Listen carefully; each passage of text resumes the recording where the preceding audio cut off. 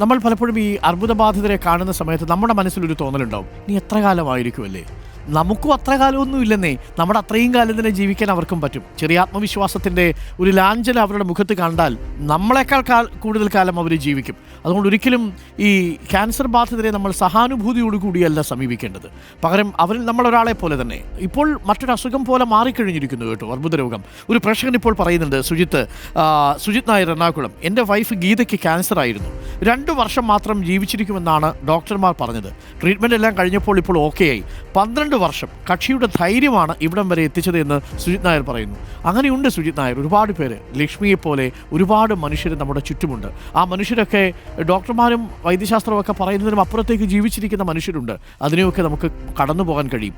നമുക്ക് തന്നെ ഭൂമിയിൽ കുറച്ച് കാലമല്ലേ ഉള്ളൂ. അപ്പോൾ അതുകൊണ്ട് അർബുദ രോഗം വന്നതുകൊണ്ട് പെട്ടുപോയി എന്ന് നിങ്ങൾ കരുതരുത്. പക്ഷേ ഒരു താങ്ങും തണലും നിങ്ങൾക്ക് വേണം, ആത്മവിശ്വാസം കൊടുക്കാൻ നിങ്ങൾ വേണം.